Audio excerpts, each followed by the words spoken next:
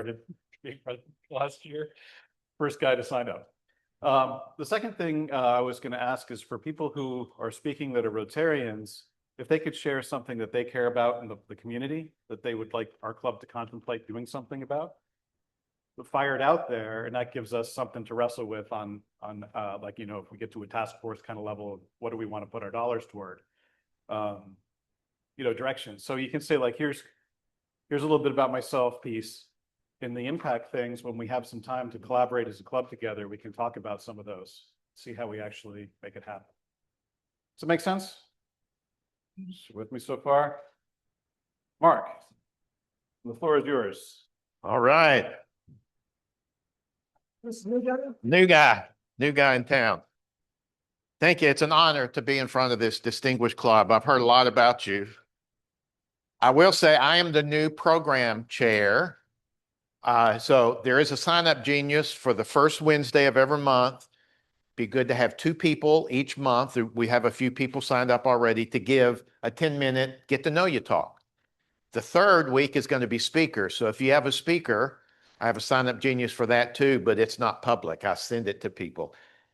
2 weeks from now, we have a retired FBI person over 30-something years going to talk on leadership. So very excited about having him. But I'm going to do this as kind of I meant to buy a bag of Hershey's Kisses or something. So I'm going to ask you a question. See who can answer these questions as you get to know me. Where was I born? Where in Texas? No. No, I'm inland. Anybody? Abilene.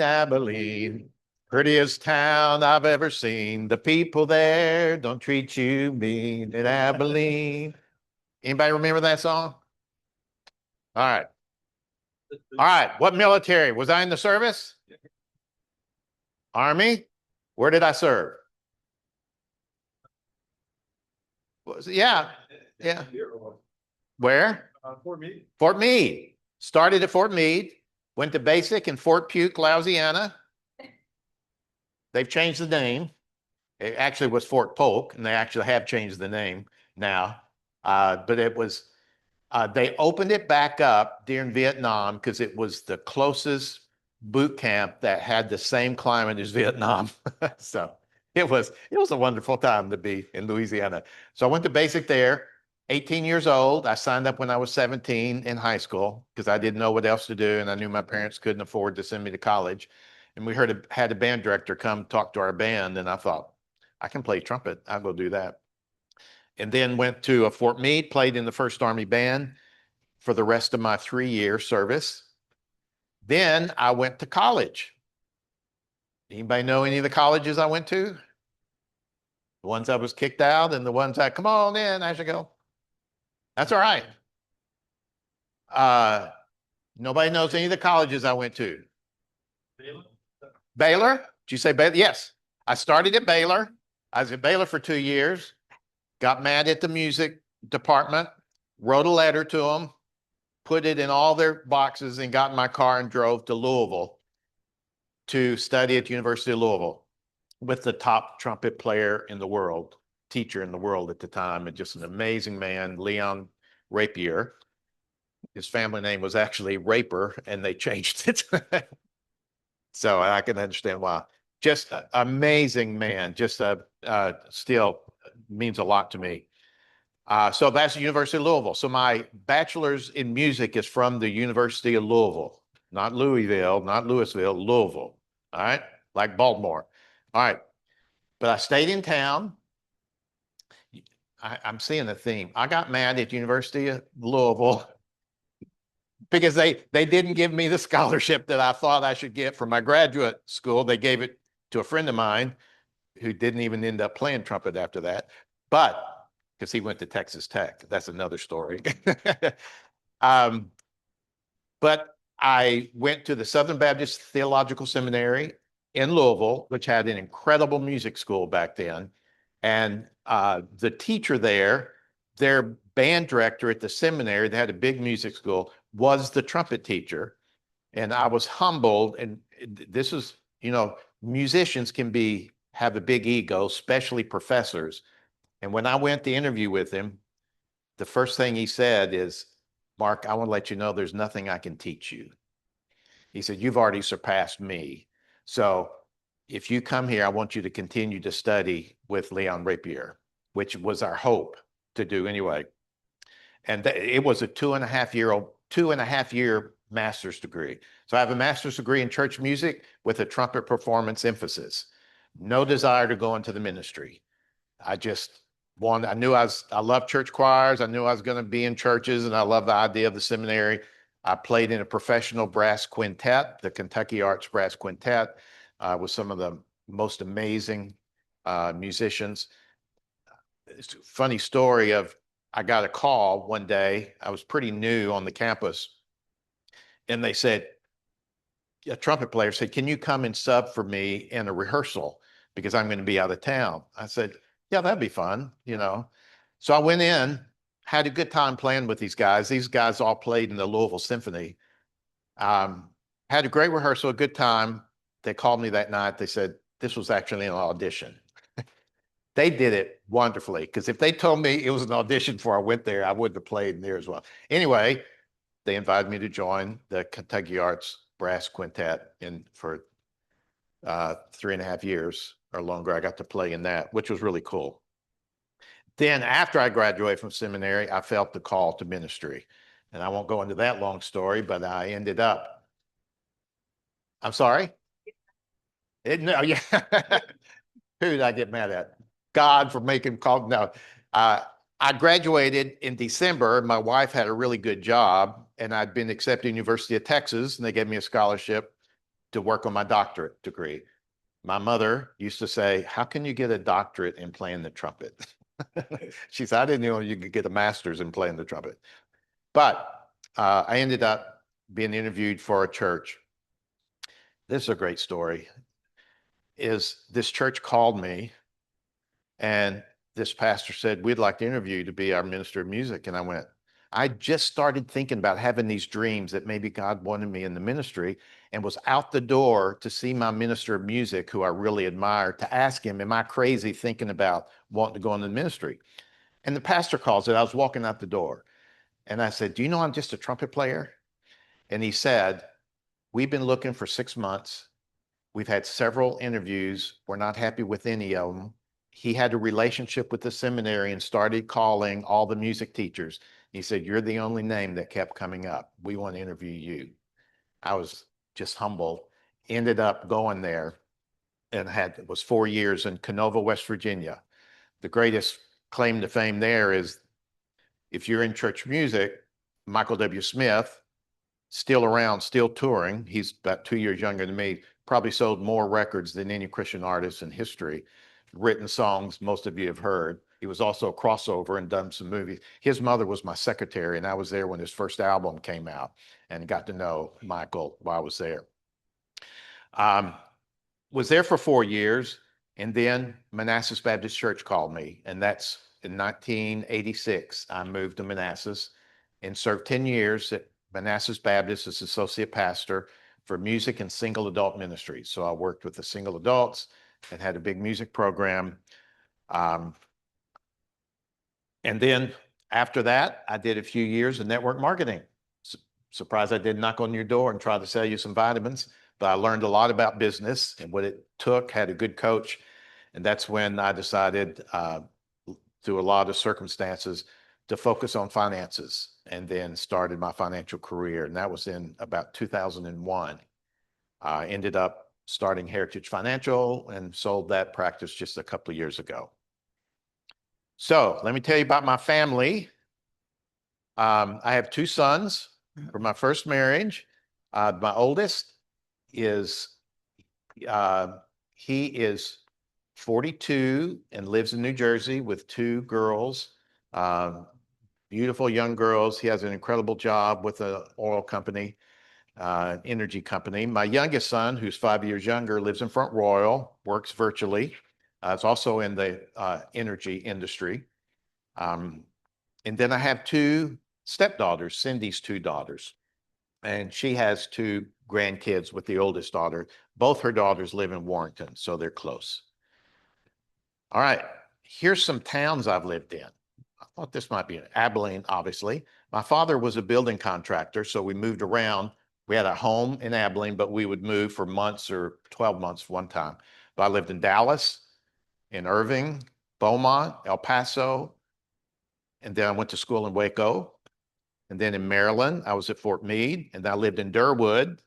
So I traveled back and forth to Fort Meade, then back to Waco, Texas, then to Louisville, Canova, West Virginia, Manassas, then Gainesville. So that's my.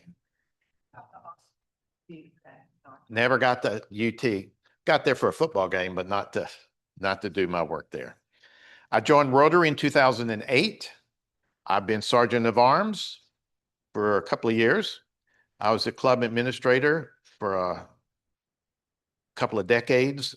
Then I was secretary and president, and now I'm past president for life. Immediate past president for a year, but that's been a great journey. Rotary has meant a lot to me. I joined during a year. Yes. Shelter Box, thank you. For 4 years, almost 5 years, I was the ambassador for Shelter Box, but I meant to start with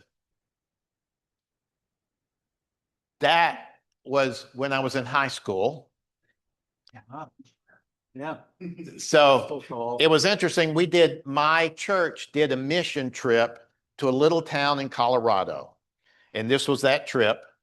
This town was so small, their movies were still a quarter on Wednesday night, probably 300 or 400 families, very mining people. It was a 2-lane road that ended in a big cliff. You couldn't go any farther. We had a vacation Bible school. We sang, I've never been back. Telluride. I wish I'd have bought some property when I was there. Really, there was no more than 300 or 400 people that lived there when I was there. So my passion, what Chris talked about, is I think to help people, whoever they are, find their dignity, that everybody is a person, that especially in our community, that I overcome my own biases and know that everybody is a creation of God. No matter who they are, what their sexual orientation is, what country they're from, what their citizenship is, they all deserve our love, respect, and help. And Chris has been such an inspiration for me. And I even had I don't know if I think I shared this with you, Chris, but a few times ago when I was flipping pancakes or something, in the back of the mind, you're thinking, I'm a good Rotarian. I'm serving these people that really need my help. I'm here flipping pancakes, doing my good deed. And then I realized these are people that can help me. I need to know who they are so they can make a difference in my life. And it changed the way I show up for these type of things, knowing that I'm not there serving them. I'm there in their community and learning about them. And I need to keep working on that. I'm going to finish in just a minute, but I had to talk about this. There's a new website called the Cruise Globe, which is really cool. You can put your cruises in, past cruises and future cruises, and it uses the GPS from those cruises to map your cruises.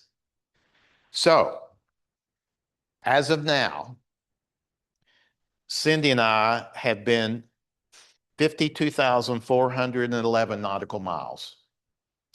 We've been on 21 different cruise ships, 11 different cruise lines, 40 countries, 120 ports, 5 continents.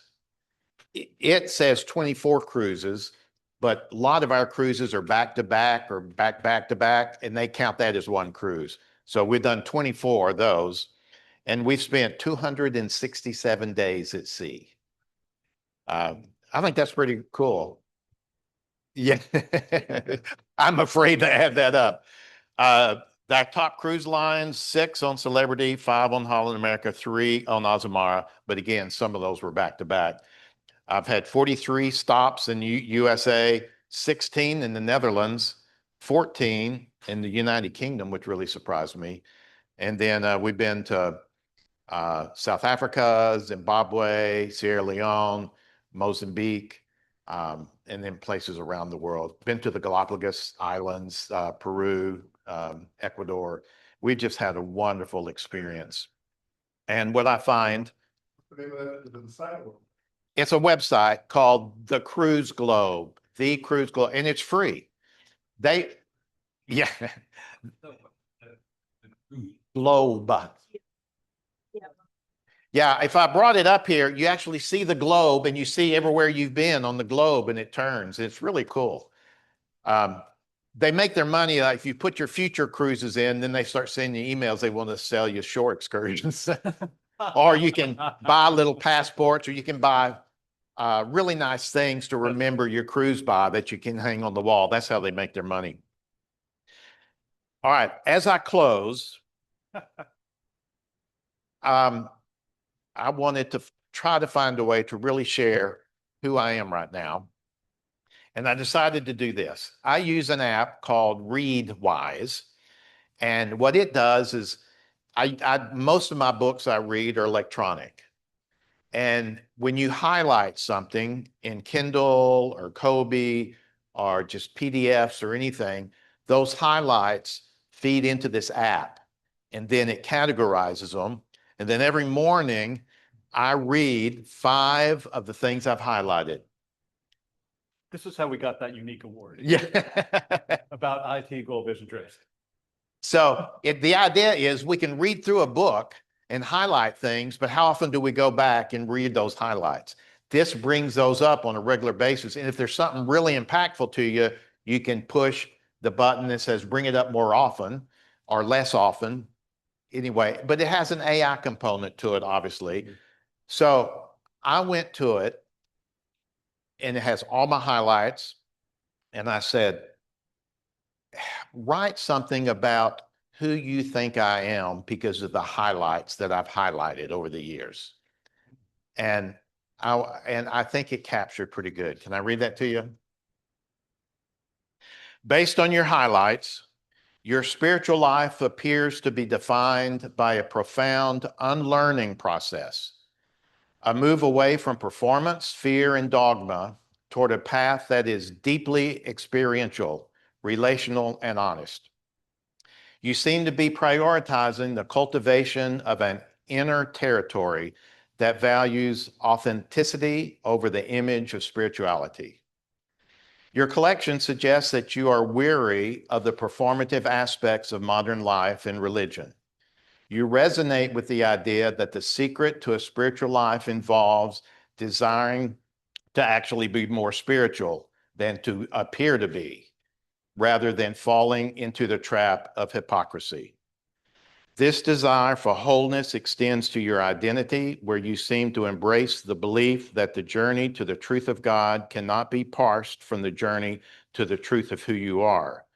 You aren't just looking for a set of rules, you're looking for a pilgrimage toward the sound of the genuine self.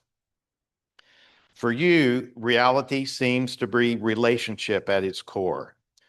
Your highlights suggest that you view spirituality not as an isolated intellectual exercise, but as something woven into our essential connectedness to one another. You are drawn to descriptions of community that act as an intersection of mutual concern and shared purpose, Rotary, where rituals and gatherings serve simply to deepen that connectivity. You reject the egocentric religion that builds walls. Instead, you seem to find dignity in knowing that your arrival shifts a group toward deeper wholeness. There is a clear trend in your reading toward the feeling the divine from the constraints of fear. You seem to be transitioning from a punitive view of the sacred to one defined by grace as the highest peak of any spirituality. This involves a willingness to read scripture like a mystic, to reconnect with love rather than authority, and a recognition that religious practices are at their best when they serve as a celebration of being children of grace. You aren't looking to define God by legalism, but by the unnameable mystery that is always at hand, but never in hand. Finally, your spiritual life is anchored in doable habits rather than just abstract belief.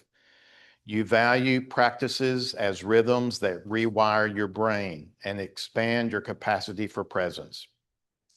Whether it is the intentionality of contemplation, which helps you move from a state of rush to one of mystery, the somatic act of breathing in peace and breathing out love when fear arises, the commitment to observing and appreciating small wonders to find joy in everyday miracles.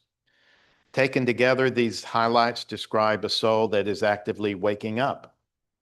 You appear to be moving away from the protective, anxious, and rigid parts of your personality, which is true, trusting instead that even in the whirlwind of life, you can hold on to the gift of inspiration and stay connected to what truly matters. I thought that was pretty cool. So anyway, that's Mark Cooke. Wow. Thank you. Any questions? I have a recommendation. Sure. We do away